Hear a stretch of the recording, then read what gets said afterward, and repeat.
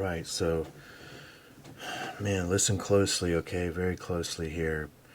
Now, let's see if I can begin to just feel some of your questions out right now and kind of answer them.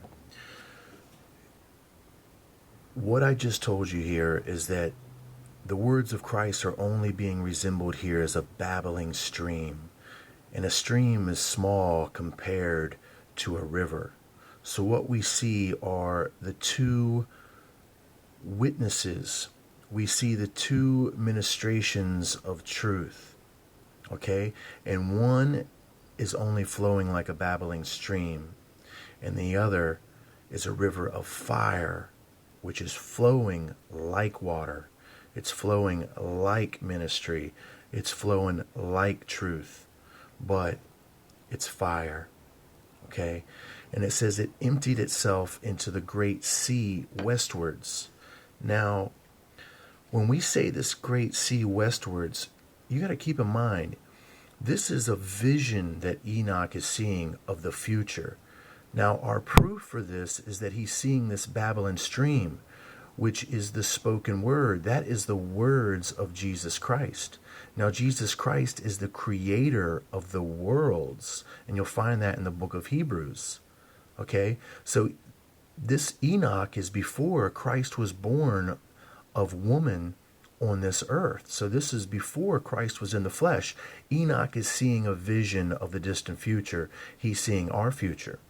He's seeing the future of these nations that are settled like this, and this is his interpretation of what he's seeing, that the word of truth is only a babbling stream compared to this river of fire, which is mimicking itself as this water. Now look, it's going to get a lot deeper, friends. Stick with me here. Now it emptied itself into the great sea westward. Let's talk about America. America means full of race. Man, I must have learned that over 20 years ago. Full of race. And I'm not sure if you Google that, if you're going to get that. But if you do a diligent search of the root origin, you'll understand that it means full of race. Now, race interpretates to national. Like if you are, race just simply interprets to national, of what national you are, of what race you are. They're synonymous. So race is synonymous with nation, and it is biblical also. So when we see this water which is emptying itself into the great sea westward, it's this great nation westward of which Enoch is seeing. We are that great nation westwards, of which Enoch was seeing in the future, where the words of Christ were only going to be flowing like a babbling stream. Now listen here. He says, I saw every large river, okay, until I arrived at the great darkness, and I went to where all of the flesh migrate. Now he is beginning to see a vision here of our nation. Think about it, my friends. Everybody wants to come to the United States. Think about what's going on with our borders. Think about what's happening with the Mexican national trying to exceed our borders. Everybody from everywhere, it's known, wants to come to the U.S. From Russia to China, everywhere they want to come to the U.S. Okay? So I went to where all of the flesh migrate, and I beheld the mountains of the gloom, which constitutes winter. Now, when we're looking at mountains, we're looking at something that is autonomous.